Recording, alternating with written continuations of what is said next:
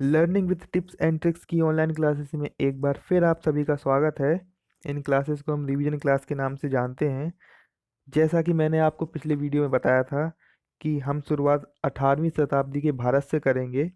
तो ये पहला लेक्चर 18वीं शताब्दी का भारत आज से शुरू होती है हमारे आधुनिक भारत के अध्ययन की तैयारी। Welcome to all of you in the online classes of learning with tips and tricks, which is known as revision classes. As I told you, I start the first chapter of modern history, 18th century India. So let's start this chapter. सबसे पहले कि हम 18वीं शताब्दी का भारत क्यों पढ़ रहे हैं, उसका कारण ये है कि 18वीं शताब्दी के भारत को ही अंग्रेजों ने आके गुलाम किया था। अंग्रेजों ने आके इस पर कब्जा किया था। इसीलिए अंग्रेजों के आने के पहले भारत की स्थिति कैसी थी, इस बात को जानना बहुत जरूरी है। सो 18th century India is very important period. This is the India which was occupied by the Britishes. So it was important to know what was the situation of India before India was slaved. Pen pen लेते हैं।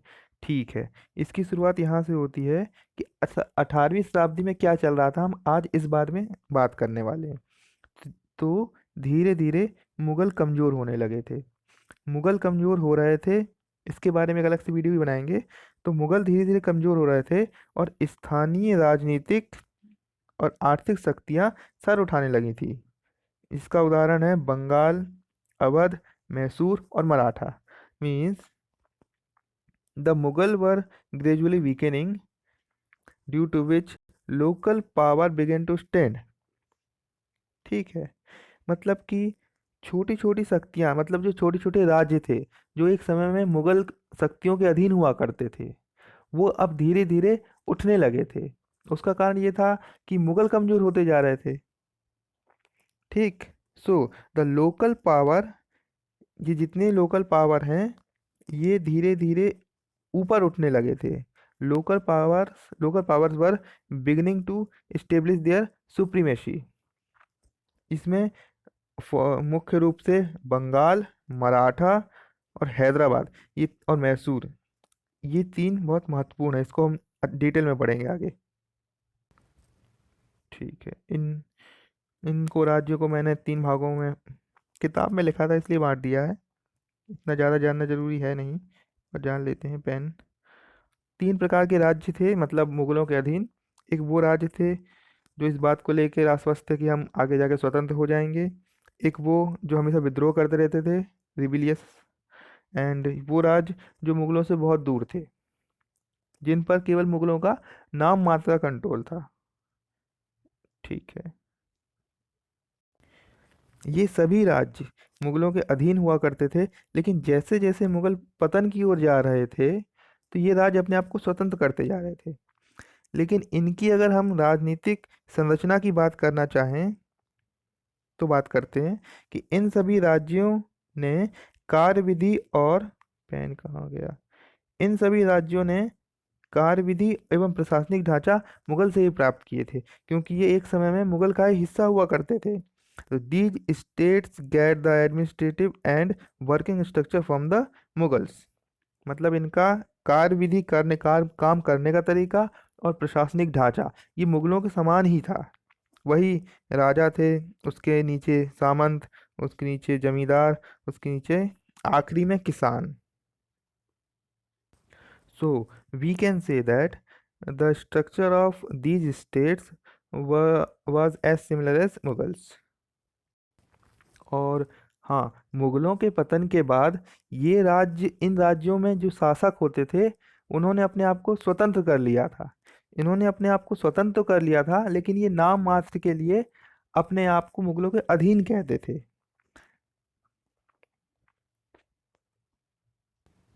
मतलब कि ऐसा कि सारे फैसले स्वयं लेना है, और नाम मात्र के लिए बोल देते हैं कि हम तो मुगल बादशाह के अधीन ही काम कर रहे हैं।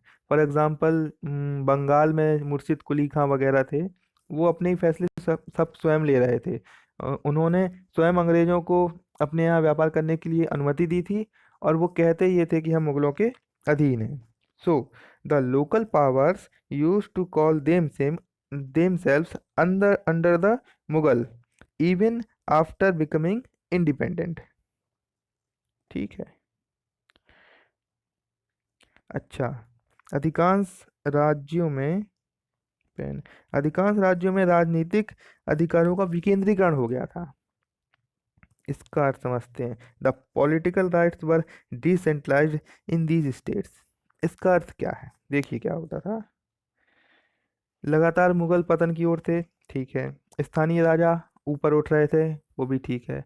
तो जो ऊपर के अधिकारी थे, वो राजा को ज़्यादा टैक्स नहीं देते थे। जब वो लोग राजा को टैक्स नहीं देते थे, तो उसके नीचे के जो अधिकारी और कर्मचारी होते थे, वो उनको टैक्स कम देते थे। सब यही चाहते थे जो किसानों से जो टैक्स आ रहा है वो अपने पास रखते जाएं। इसे लेकर लगातार ऊपर और नीचे के अधिकारियों में झगड़ा होता था। So they use to quarrel with their senior officer to control the surplus of surplus production of farmers। ठीक है। इससे होता ये था, किसानों की हालत खराब होती जा रही थी। किसानों को ज़्यादा से ज़्यादा भुगतान करना पड़ रहा था। ऊपर के अधिकारी, मतलब भ्रष्टाचार मचा हुआ था, और राजा को देना नहीं होता था। तो आपस में जितने जमींदार थे, सामंत थे, फ्यूडल वगैरह, लैंडलॉर्ड्स, यही आपस में सब माल खा रहे थे। किसानों की हालत खराब हो रही थी और राजा की हालत खराब हो रही थी, क्योंकि मुगल पतन की ओर थे। सब हम क्या पढ़ रहे हैं, ये सब हम 18वीं शताब्दी में क्या चल रहा था, 18वीं शताब्दी के दौरान, मतलब अंग्रेजों के आने के पहले भारत में क्या चल रहा था, राजनीतिक स्थिति क्या थी, इस पर चर्चा चल रही है। लेकिन यहाँ पर एक बात गौर करने लायक ये है कि उस समय ये जो राज्य थे, इनकी राजनीति लगातार गैर सांप्रदायिक और धर्मनिरपेक्ष बनी हुई थी। Means the politics of this state continue to be non communal और सेकुलर। मतलब कि ये जितने शासक हुआ करते थे, स्थानीय स्थानीय शासक, ये अपने यहाँ किसी को नियुक्ति देने के लिए, किसी को सेना में भर्ती करने के लिए किसी भी प्रकार का भेदभाव नहीं करते थे। ठीक। So the in the government jobs और आर्मी और civil services, the ruler did not discriminate on the basis of religion and. इसी तरह, मतलब जो जनता होती थी, वो जनता भी अपने राज्य के शासक के विरुद्ध धर्म के आधार पर विरोध नहीं करती थी। मतलब कि हिंदू जनता मुस्लिम राजा के विरोध विरोध इसलिए नहीं करती थी क्योंकि वो मुस्लिम है, बल्कि अपने अधिकारों के लिए लड़ती थी। So people also did not revolt against the ruler by seeing their religion. Okay, आगे बढ़ते हैं। आर्थिक संकट, जैसा कि मैंने बताया कि ऐसी स्थिति मची हुई थी, तो आर्थिक संकट तो होंगे ही, क्योंकि कुल मिला के उगाने वाला किसान अब वो लगातार भ्रष्टाचार की चपेट में आ रहा था। तो इकोनॉमिक क्राइसिस हैड स्टार्टेड। हाँ, दूसरी बात, एक बात यहाँ ये भी जानने लायक है कि मुगल मुगलों का पतन हो रहा था, मतलब भारत की जो केंद्रीय सत्ता थी वो शून्यता की ओर जा रही थी। लेकिन लेकिन इससे भारत के आंतरिक व्यापार वगैरह में कोई प्रॉब्लम नहीं हो रही थी, क्योंकि मुगलों के पतन के बाद धीरे धीरे ऐसा कोई भी प्रमाण नहीं मिलता कि मुगल साम्राज्य के पतन के बाद भारत के विभिन्न क्षेत्रों में कानून व्यवस्था को लेकर कोई समस्या हो रही थी, कि मतलब कि चारों ओर अराजकता, हाहाकार मच गया था। क्योंकि ये शासक थे, लोकल शासक, ये अपने स्तर पे अपने आप को पहले ही स्वतंत्र कर चुके थे। इसलिए इन्होंने उनके पतन के बाद भी भारत की व्यापार और व्यवस्थाओं में ज़्यादा परेशानी नहीं आने दी। Means there is no basis state that after the fall of Mughal empire law and order problem arose in the various parts of the India, या और anarchy spread out all around. ठीक है। और जो भी मतलब जो अगर उथल पुथल हो भी रही थी वो केवल इसीलिए क्योंकि भारत में अंग्रेज आ चुके थे। So the entire problem was the consequences of interference of the British in the internal affair of the Indian states, ये बोल सकते हैं। और आगे बढ़ते हैं, आगे बढ़ते हैं, आगे बढ़ते हैं।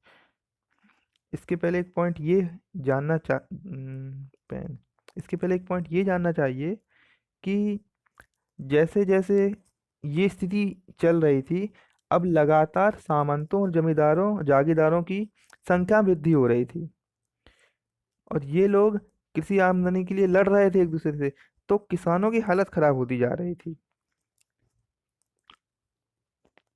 ठीक, इन राज्यों ने आंतरिक व्यापार को ठप नहीं होने दिया, बल्कि विदेशी व्यापार को बढ़ावा दिया।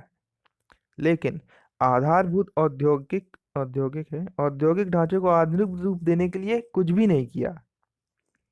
इसका अर्थ ये है कि ये जितने शासक थे, स्थानीय राजा, स्थानीय शासक, मुगलों के अधीन, अपने आप को मुगल के अधीन कह रहे थे और थे ये अपने आप में स्वतंत्र स्थानीय शासक।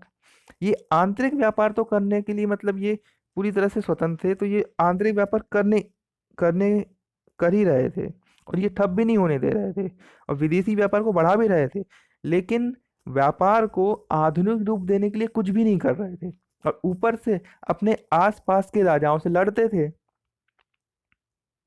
यही कारण है कि अपने आसपास के राजाओं से इनकी ज्यादा बनती नहीं थी और अंग्रेज आकर आसानी से इनको एक दूसरे राजा के खिलाफ भड़काते थे और दूसरों के विरुद्ध युद्ध में साथ देने का वादा करके अपने अपने मतलब का काम निकाल लेते थे।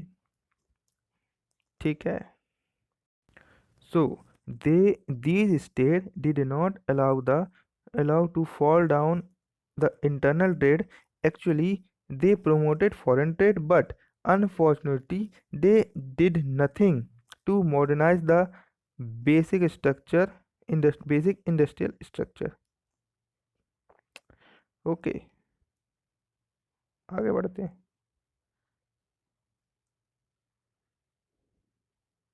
पेन खराब हो गया कुछ। इसके बाद हम, ये हो गई राजनीति। 18वीं शताब्दी में राजनीति में क्या चल रहा था ये सब। थोड़ी सी बात उस समय की सामाजिक आर्थिक व्यवस्था की। ठीक, जनजीवन जनजीवन बिल्कुल दयनीय हो गया था। केवल सामंत भोग विलास में डूबे थे, जैसा कि मैंने आपको बताया कि किसानों की हालत बहुत ज़्यादा खराब थी। केवल सामंत जमींदार लोग ही मजे कर रहे थे। तो life was absolutely pathetic, only feudals were enjoying. कृषि तकनीकी रूप से पिछड़ी थी, वो तो पिछड़ी ही रहेगी। Agriculture was technically backward. हाँ, यद्यपि भारतीय गांव बहुत हद तक स्वावलंबी थे। भारत के गांव हमेशा से भारत की मजबूत पक्ष रहा है। उस समय भी भारत के गांव स्वावलंबी थे, मतलब स्वयं उगाते थे, स्वयं खाते थे, ज़्यादा किसी से लेना देना नहीं होता था। लेकिन भारत का व्यापार, बहुत महत्वपूर्ण बात है कि उस समय भी भारत का आयात व्यापार पूरे विश्व के साथ होता था।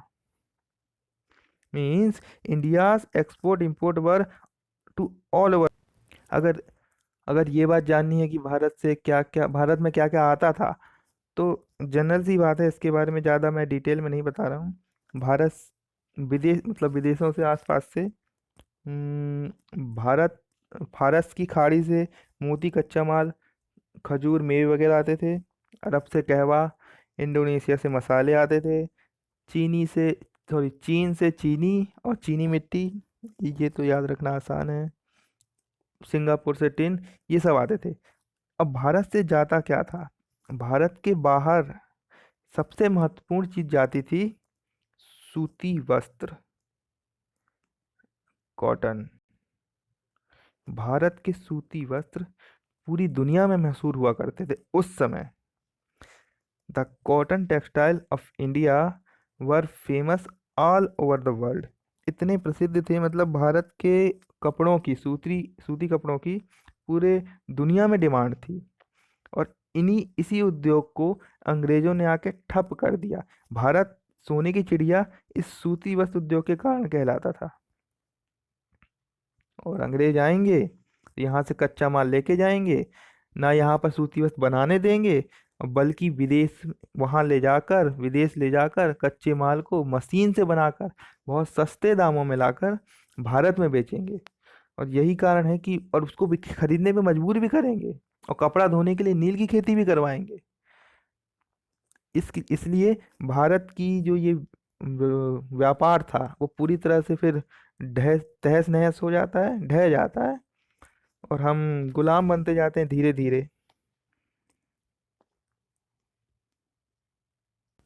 यहाँ तक कि मतलब भारत के कच्चे माल को खरीदने के लिए पहले से अंग्रेज लोग मतलब एडवांस पैसा दे देते थे। इस सिस्टम को ददनी सिस्टम कहते हैं। मतलब पहले से एडवांस दे देते थे, और एक कागज पर अंगूठा लगवा लिया करते थे किसानों के कि ये मैंने आपका खेत खरीद लिया, इससे जो कच्चा माल आएगा, जो भी कपड़ों का कच्चा माल आएगा, कपास वगैरह, इस सब को हम आप हमको बेचोगे। इस डर से उस समय के बहुत सारे किसानों ने अपने अंगूठे कटवा लिए थे। और एक इतिहासकार ने ये तक लिखा है कि भारतीय बाजार बुनकरों की हड्डियों से भरे पड़े। Indian markets are full of weavers bone. आगे बढ़ते हैं।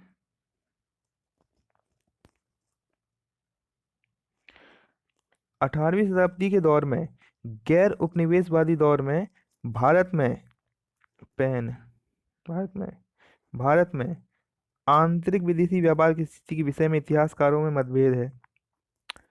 सो there is a conflict in the situation of internal external trade in India in the non-colonial period in 18th century। इतिहासकारों में मतभेद क्यों है? कारण शॉर्ट में बताता हूँ, देखिए। पेन आ गया। उस समय का जो उस समय की जो स्थिति थी वो ऐसी थी कि कोई भी व्यापार करेगा, कोई भी व्यापार करने जाएगा, तो उसको एक जगह से दूसरी जगह सब सामान बेचना होगा, तो वो रास्ते के सहारे ले जाएगा।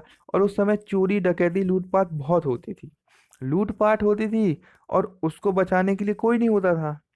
पुलिस तो अभी बाद में आई, अंग्रेजों के आने के बाद कार्नवालिस लेकर आया पुलिस को। मतलब सोचो उस समय ऐसा होता था कि हम अपना सामान कहीं ले जाना है, कोई अगर चुरा ले तो उसकी सुनवाई कोई नहीं करता था। आज की डेट में हमारे पास पुलिस है, हम कहीं भी अगर हम चोरी हो गई हम सबसे पहले पुलिस के पास जाएंगे, या चोरों को भी एक डर है कि पुलिस है। लेकिन उस समय ऐसा नहीं होता था। उस समय अगर किसने चुरा लिया तो बस चुरा लिया कोई बचाने वाला नहीं था। दूसरी बात, लगातार युद्ध हो रहे थे। इन युद्धों ने और इन चोरियों ने व्यापार को बहुत हद तक नुकसान पहुंचाया था। तो इतिहासकारों का एक पक्ष ये कहता है कि उस समय का व्यापार इससे बहुत नुकसान उठा रहा था। Means constant war and looting damaged internal trade. दूसरा पक्ष ये कहता है कि इन्हीं सब चीज़ों की वजह से व्यापार में वृद्धि हुई है। मतलब कि युद्धों से समुद्री मार्ग बढ़े हैं, तो उससे समुद्री व्यापार बढ़ा है। और ये कि जब यहाँ से वहाँ माल ले जाने में असुविधा हुई, तो हर जगह बड़े बड़े शहर बनना शुरू हो गए। पहले कम बड़े बड़े शहर थे, आगरा दिल्ली वगैरह ही थे। फिर धीरे धीरे ये जयपुर और आदि आदि शहर भी, मतलब नए शहरों का विकास भी हुआ, जहाँ पर औद्योगिक स्तर पर विकास भी हुआ है। Means all there all these conditions lead to the development of the many new cities and industry also। ठीक है, तो ये इनके मतभेद के कारण हो गए। बंद करो।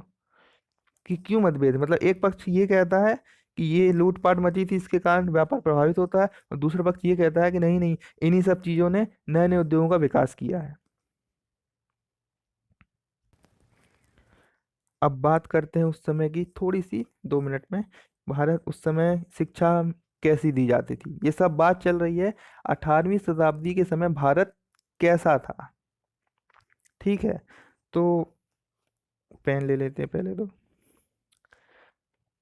शिक्षा साहित्य कानून धर्म दर्शन दर्शन आदि का ही ज्ञान देती थी, और बाहर की दुनिया से इसका कोई ज्यादा संपर्क नहीं था। ठीक। शिक्षा का संरक्षण राजा नवाब धनी वर्ग द्वारा किया जाता था। मुख्य रूप से यह शिक्षा उच्च वर्गों तक ही सीमित थी।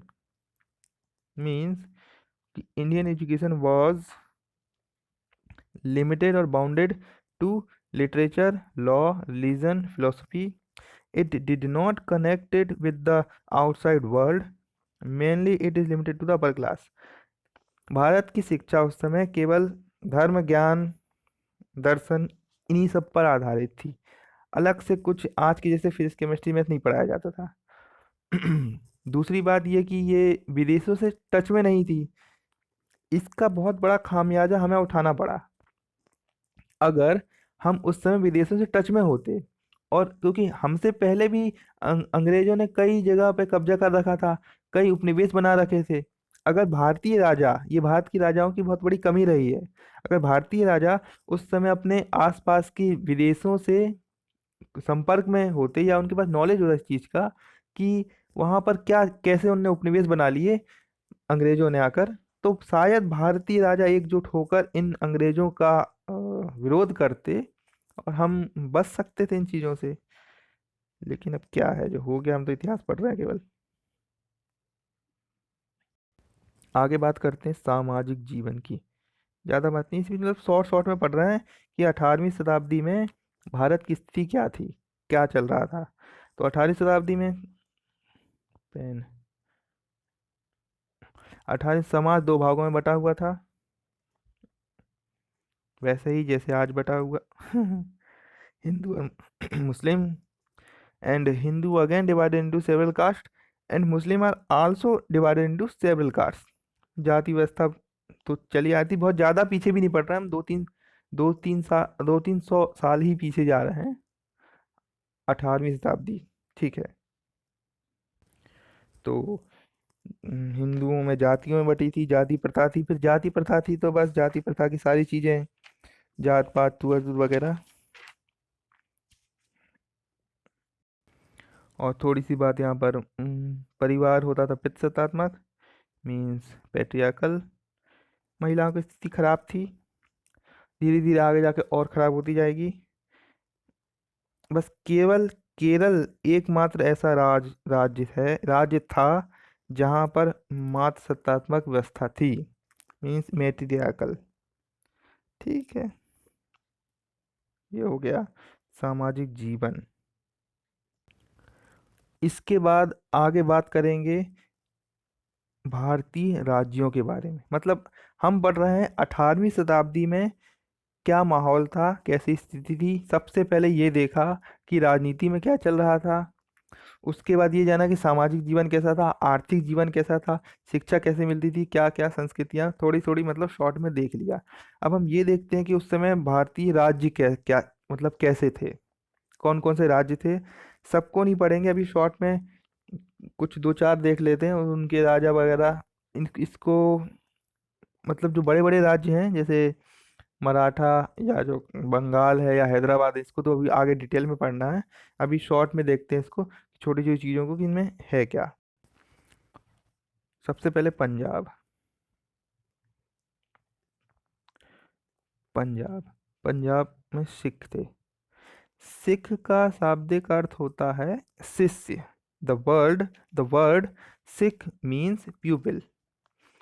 सिख धर्म के संस्थापक गुरु नानक जी हैं। द फाउंडर ऑफ सिख धर्म वाज गुरु नानक। और ऐसे 10 गुरु हुए हैं, गुरु नानक को मिलाकर कुल 10 गुरु हुए हैं। अंतिम अंतिम गुरु हैं गुरु गोविंद सिंह। ठीक। अंतिम गुरु गुरु गोविंद सिंह हैं।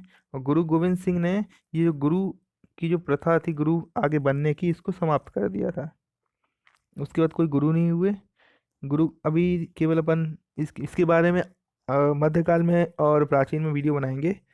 तो ये जो 10 गुरु होते हैं, उसके बाद लगभग लगभग 1708 में 1708 में गुरु गोविंद सिंह की मृत्यु हो जाती है।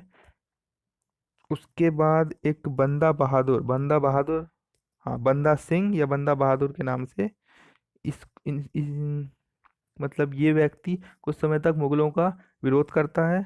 उसके बाद ये भी शायद 1715, हाँ एग्जैक्टली 1715 में इसकी डेथ हो जाती है। उसके बाद जो सिख हैं वो 12 मिसल्स में बढ़ जाते हैं, 12 मिसलों में बढ़ जाते हैं। और 12 मिसलों में से जो एक मिसल होता है वो है सुकेर चकिया मिसल। उसको नेतृत्व मिलता है एक बहुत ही काबिल और योग्य व्यक्ति का, रणजीत सिंह। रणजीत सिंह बहुत महत्वपूर्ण है, इसलिए मैंने यहाँ पर ये नाम लिखा हुआ है। तो 12 मिसलों में से रणजीत सिंह सुकेर चकिया मिसल का नेतृत्व करते हैं और फिर एक बहुत बड़े सिख राज्य का निर्माण करते हैं, इसलिए ये महत्वपूर्ण हो जाता है। ठीक है, means after 1715 Sikh community divided into 12 missiles, and out of these 12 missiles, Sukir Chakia missiles get the leadership of Ranjit Singh. Okay.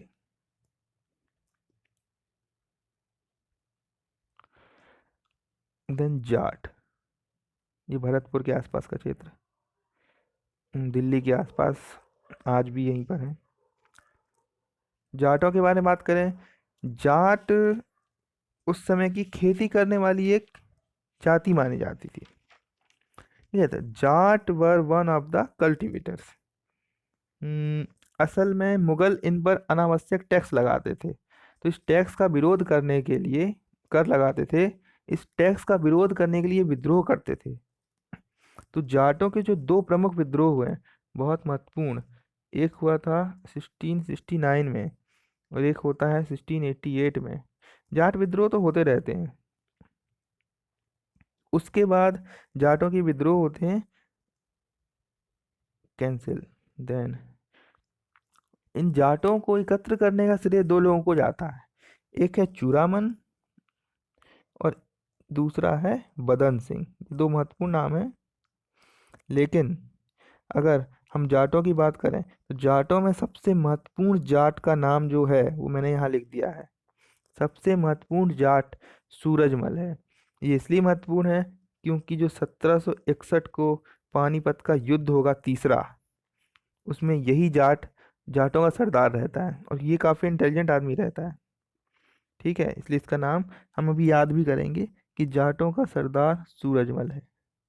ठीक, आगे बात करेंगे राजपूतों की। राजपूत, जैसे जैसे मुगल कमजोर हो रहे थे तो मुगलों की कमजोरी का फायदा उठाकर कुछ जो प्रमुख राजपूत थे उन्होंने अपने आप को स्वतंत्र कर लिया था। ठीक, means taking the advantage of growing weakening of Mughals, the major Rajput states gain independence from the central control of Mughal empire.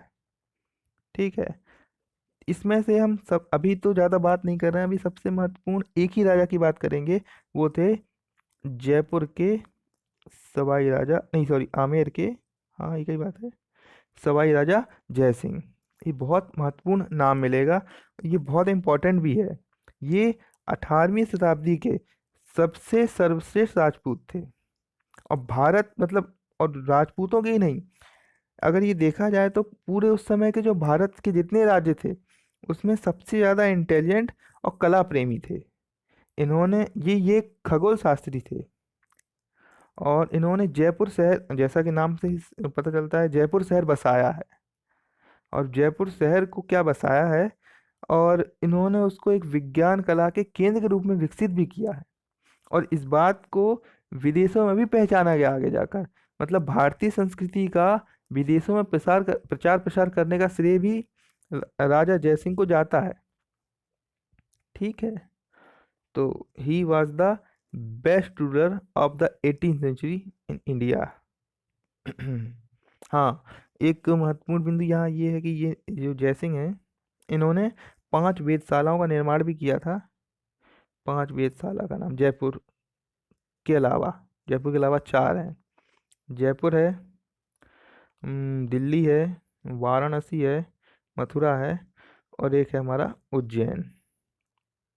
ये भी इम्पोर्टेंट है, पूछा जाता है। आगे बढ़ते हैं। थोड़ा सा।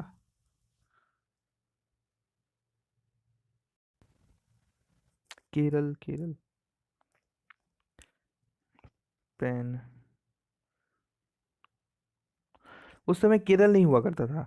केरल 4 राज्यों में बटा हुआ था। कोचीन, चिरक्कल, एक त्रावणकोर था, त्रावणकोर और कालीकट। इसमें से जो त्रावणकोर रहता है, इसमें एक महत्वपूर्ण शासक आता है, मार्तंड वर्मा। ये इस यहाँ शासन करता है, और मतलब अच्छा शासन करता है, इसलिए इम्पोर्टेंट हो जाता है। और उसके बाद आता है उसका भाई, उसका राम वर्मा।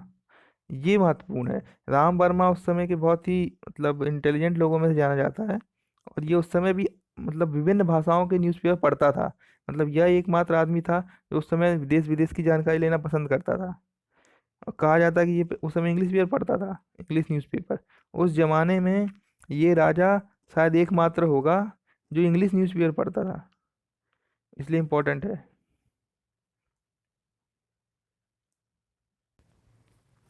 बात करेंगे हैदराबाद की। हैदराबाद में स्वतंत्र राज्य का संस्थापक है आसफ जाह। आसफ जाह, इसे हम एक दूसरे नाम के से भी जानते हैं। इसे कहते हैं चिनकिलिच खां, निजाम उल मुल्क। ये वहाँ पर हैदराबाद में जाके स्वतंत्र राज्य की स्थापना करता है। देखिए, दो अलग अलग बातें हैं। एक है स्वतंत्र राज्य की स्थापना करना, और एक होता है राज्य की स्थापना करना। फॉर एग्जाम्पल हैदराबाद की बात करें, तो हैदराबाद की स्थापना, हैदराबाद को जो बसाया है वो हैदर अली ने बसाया है, उसके नाम पर पड़ा है हैदराबाद। लेकिन स्वतंत्र राज्य की स्थापना चिनकिलिच खान ने की थी। स्वतंत्र राज्य की स्थापना तब होती है जब कोई राज्य गुलाम हो। ये हैदराबाद मुगलों के अधीन था, मुगलों के अधीन से स्वतंत्र कराया चिनकिलिच खान ने। लेकिन हैदराबाद जब कुछ नहीं था, जब खाली पड़ी भूमि थी, तो वहां पर शहर को बसाया हैदर अली ने। ठीक। ये जो चिनकिलिच खां है, आसफ जाह है, बहुत महत्वपूर्ण है। बहुत महत्वपूर्ण काम किया इसने। ठीक, इतना ही जानना है लेकिन अभी कि चिनकिलिच खां निजाम उल मुल्क। निजाम उल मुल्क एक उपाधि है, मैंने पहले बताया ना। चिनकिलिच खां, चिनकिलिच खां स्वतंत्र राज्य की स्थापना करता है हैदराबाद के। वही वही बात होती है कि मुगलों की अधीनता पसंद नहीं आती, और मुगलों से इतर अपने फैसले लेने लगते हैं, अपनी संधियां करने लगते हैं, तो स्वतंत्र राज्य की स्थापना हो जाती है। लेकिन नाम मात्र के लिए अभी भी ये यही कहते रहते हैं। ये 1722 में था। ये जितनी भी बात चल रही है सब 1700 से 1800, मतलब 1700 से 1799 ईस्वी तक की बात चल रही है। हम पढ़ ही रहे हैं 18वीं शताब्दी का भारत। तो उस समय क्या चल रहा था, कौन कौन से राज्य थे और कौन कौन से राजा थे। उस समय रणजीत सिंह थे, इसलिए नाम लिख दिया उस समय। अब मैंने बताया 1761 में जो तृतीय युद्ध होता है, उसमें सूरजमल रहता है जाट। उस समय सवाई राजा जयसिंह रहते हैं। 18वीं शताब्दी में सादत खां, मार्तंड वर्मा, राम वर्मा और चिनकलिच खां। इसी तरह कर्नाटक में सादतुल्ला खां शासन कर रहा होता है। असल में कर्नाटक खुद हैदराबाद के अंडर में आता रहता है, लेकिन जैसे चिनकिलिच खां अपने आप को मुगलों से स्वतंत्र कर लेता है, तो ये सादतुल्ला खां अपने आप को चिनकिलिच खां से स्वतंत्र मान लेता है। ठीक। उसका तो बंगाल की। बंगाल सबसे बड़ा प्रदेश था। क्या मैं मैप नहीं ला पाया इस बार? मैं मैप से बताना चाह रहा था। पेन, वरना मैं मैप से बताता बढ़िया। मैं एक आध दिन आप लोगों को मैप मैप बनाना भी सिखा दूंगा कि मैप कैसे बनाया जाता है। एक वीडियो बनाऊंगा, मैं लेक्चर बनाऊंगा मैप को लेकर, मैप कैसे बनाएं। अब अभी तो उतना अच्छा पेन में नहीं आ रहा है। बाकी मैं एक दिन आप लोग को मैप बनाना सिखाऊंगा। ये मैप। ठीक, थोड़ा सा राज्य के बारे में देख लें। सिख प्रदेश ये है, सिख नंबर 1। जाट, ये लगभग ये जाट है। राजपूत, ये जयसिंह, अजमेर वाला भाग 3 नंबर। अवध इधर है, थोड़ा ऊपर, 4 नंबर। केरल, ये केरल तो केरल अभी वही है, 5 नंबर। हैदराबाद, ये रहा हैदराबाद नीचे है, 6 नंबर। कर्नाटक और नीचे लास्ट में 7 नंबर। बंगाल सबसे बड़ा राज्य था उस समय का। बांग्लादेश, आज का बिहार, नहीं उस समय का नहीं, आज ही का बांग्लादेश, बिहार, उड़ीसा, ये सब बंगाल के अंदर आता था। सबसे समृद्ध प्रदेश था साहब। ठीक। और यहाँ मैसूर, यही मैसूर भी था 9 नंबर पे। ठीक। बंगाल के बारे में बहुत कुछ पढ़ना है आगे। बंगाल में स्वतंत्र राज्य की स्थापना करते हैं मुर्शिद कुली खां, इसलिए इनका नाम लिख दिया है। ठीक है। फिर मुर्शिद कुली खां, आगे जाकर धीरे धीरे इसमें फिर सिराजुद्दौला वगैरह, इसमें इसी में पढ़ना है पूरा। लेकिन फिलहाल हम केवल 18वीं शताब्दी का भारत पढ़ रहे हैं, इसलिए क्योंकि 1722 में मुर्शिद कुली खां ही रहते हैं। आगे जाकर फिर अलीवर्दी खां वगैरह बंगाल का शासक बनेगा। तो ये सब 18वीं शताब्दी में मुर्शिद कुली खां, अलीवर्दी खां वगैरह शासन करेंगे, इसलिए इनका नाम ही जान लेते हैं अपन। और मैसूर की, मराठा लिखना भूल गया मैं इसमें, मराठा कहाँ है, नहीं लिखा। ठीक, लिख देंगे, ऐसे ही बता दूंगा मैं। जो मैसूर है, मैसूर, मैसूर राज्य की शुरुआत वहां से होती है जहां तक मुझे याद आ रहा है। जो 1565 में एक युद्ध होता है, बन्नीहट्टी का तालीकोटा का युद्ध। उसमें जो विजयनगर साम्राज्य की बहुत बुरी हार होती है, उसके बाद ये टूट जाता है। अब विजयनगर साम्राज्य जब टूटता है, तो उसमें से जो अलग अलग राज्य टूट के बने हैं, उसमें से एक राज्य बनता है मैसूर। मैसूर का उदय होता है धीरे धीरे। एक चिल्क कृष्ण राज नाम का एक आदमी वहां का राजा बन जाता है। और उसको दो भाई नंजराज और देवराज उसके समय में मतलब बहुत हावी रहते हैं, उसको काम नहीं करने देते। उसके बाद ये देखते देखते वहाँ का एक लीडर उभरता है हैदर अली के रूप में। और हैदर अली फिर हैदर अली है, हैदर अली फिर पूरा प्रशासन संभालता है उनका, उसका पूरे मैसूर का। उसके बाद उसका पुत्र टीपू सुल्तान, बहुत महत्वपूर्ण नाम, ये दोनों ही बहुत महत्वपूर्ण नाम इसलिए लिखे हैं। और ये आंग्ल मैसूर युद्ध, एंग्लो मैसूर वॉर, ये चार जो आंग्ल मैसूर युद्ध होंगे, दो ये लड़ेगा उसका बेटा। ठीक है, दूसरे में ये मर जाता है, चौथे में टीपू सुल्तान खत्म हो जाते हैं। उसके बाद फिर मैं खत्म कहानी। और एक, हाँ, मराठा भी थोड़ा सा मैं देखना था, मराठा नहीं लिख पाया मैं 10वें नंबर पे। कि लिखा हो नीचे दिखने रहा, ऐसा हो सकता है, हाँ लिखा है। बात मराठाओं की, तो मराठाओं को तो हमें वैसे बहुत डिटेल में पढ़ना है। अभी शॉर्ट में बता देते हैं कि मराठाओं की शुरुआत करते हैं शिवाजी। शिवाजी, छत्रपति शिवाजी, शिवाजी शिवाजी रहते हैं। उसके बाद फिर होता ये, जब साहू छत्र पहले छत्रपति का पद आता है। जब छत्रपति का पद आता है, तो जब साहू बनता है छत्रपति, तो उसके बाद पेशवा का पद मतलब इम्पोर्टेंट लीड रोल में आ जाता है। पेशवा का पद लीड रोल में आ जाता है। फिर उसके पेशवा बनते हैं बाजीराव, बालाजी बाजीराव। और बाजीराव प्रथम सबसे महत्वपूर्ण पेशवा तो बाजीराव प्रथम है। और पूरे काम हो जाते हैं बाजीराव द्वितीय में समाप्त। जितने अच्छे काम होते हैं बाजीराव प्रथम में, और बाजीराव द्वितीय में पूरी लुटिया डूब जाती है। ठीक है। तो ये हुआ 18वीं शताब्दी के भारत में, मतलब एक मोटा मोटा अपन को अंदाजा हो गया कि 18वीं शताब्दी के भारत में क्या क्या चल रहा था। तो यहाँ पर ये चैप्टर समाप्त हो रहा है, समाप्त हो गया है। इसके बाद आगे बढ़ते हैं। ठीक। मैंने आपको कहा था कि मेरा ये प्रयास होगा कि आपको विषय की समझ हो, साथ साथ आपको फैक्ट याद भी होते जाए। तो आज मैं इसकी शुरुआत करता हूँ। मैं आपको एक ट्रिक मतलब थोड़ी थोड़ी ट्रिक बताऊंगा रोज, डेली डेली। कुछ याद कैसे रखें, किन चीज़ों को याद करें। मतलब ये पूरा चैप्टर जो है, शुरू से देखें तो पूरा चैप्टर में यहाँ सब समझने वाली बात है केवल। ये सब केवल हमें समझना है, याद कुछ नहीं रखना है ज़्यादा। हाँ, ये नाम जरूर याद करने हैं। तो इनको मैं आपको थोड़ा याद करा दूं कि मैं इनको याद कैसे रखता हूँ। ठीक। बात करें सिख की, तो रणजीत सिंह पंजाब सिक्के थे, इसमें तो नाम से ही स्पष्ट होता है कि रणजीत सिंह, रणजीत, मनप्रीत, ये सब सिखों के नाम होते हैं। ठीक। दूसरा बात, सूरजमल जाट था, ये कैसे याद रखेंगे कि सूरजमल जाट था? देखिए, याद करने का कोई भी उपाय हो सकता है, किसी भी तरह याद करें। मैं कैसे याद रखता हूँ कि सूरजमल, मुझे ये जा दिखता है, अगर जा दिखा, सूरजमल जाट था, बस खत्म।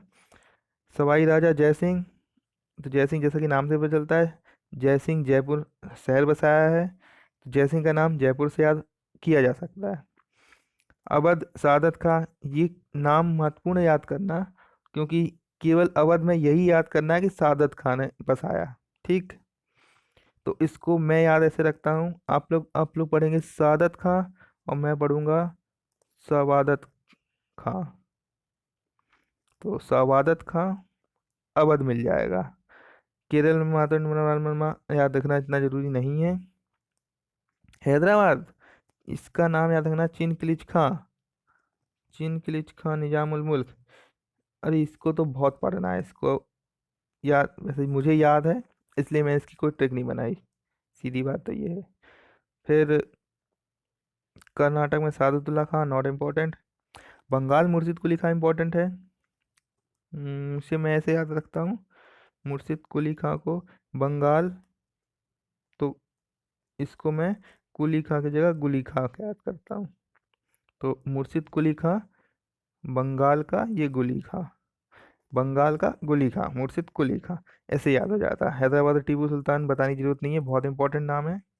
हाँ, एक बात और, कि आज मैंने आपको बताया, मैंने ये बताया कि सवाई राजा जय सिंह, सवाई राजा जय सिंह 5 ऑब्जर्वेटरी या वेधशालाओं का निर्माण करते हैं। ठीक है। इनके नाम हम याद करेंगे, कैसे याद, मतलब कौन कौन से वेधशाला बनवाई हैं। इन्होंने कुल 5 वेधशाला बनवाई हैं। एक बनाई है जयपुर में, एक बनाई है वाराणसी में, एक बनाई है दिल्ली में, एक बनाई है मथुरा में, और एक बनाई है उज्जैन में। इनको याद कैसे रखेंगे? मैं ऐसे याद करता हूँ, 5 वेधशाला,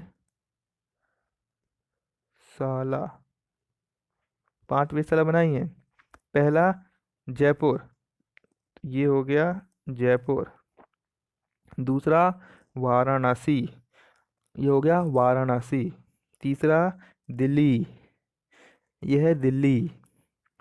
चौथा मथुरा, अब मथुरा का नाम सा से तो है नहीं, लेकिन मथुरा का एक पुराना नाम है सूरसेन नगरी, तो सा से सूरसेन नगरी अर्थात मथुरा। ये हो गया 4। जो पांचवा है लास्ट, लास्ट वाला लास्ट, तो लास्ट वाला मैं नहीं बताऊंगा, क्योंकि मैं मध्य प्रदेश में रहता हूँ, और मुझे ये पता होना चाहिए कि लास्ट वाला हमारा उज्जैन है।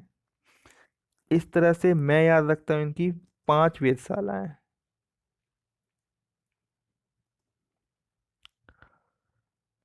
ठीक है, तो दोस्तों आज के लिए इतना बहुत है, समय काफ़ी हो गया है। जैसा कि मैंने आपको कहा था कि मैं कोशिश करूँगा कि आपको फैक्ट याद होते जाएं, जैसा बताया है अगर वैसे आपको याद हो जाए तो बहुत अच्छी बात है, नहीं तो आप भी अपनी तरह से किसी तरह याद करने की कोशिश करें, और जैसे भी याद हो फिर बताएं, मुझे कमेंट में लिख दें कि इसको मैंने ऐसे याद किया है। अगर वो अच्छा सरल तरीका होगा तो मैं अगले वीडियो में बताऊंगा उसको। ठीक है, तब तक के लिए धन्यवाद, एंड इतना समय दिया उसके लिए थैंक यू सो मच। आपका दिन शुभ हो। That's it, that's it. हाँ, कुछ शिकायतें आई थी मुझे कि वीडियो, ऑडियो ऑडियो मेरी कम है, तो कोशिश की है ऑडियो को बढ़ाने की इस बार। ओके।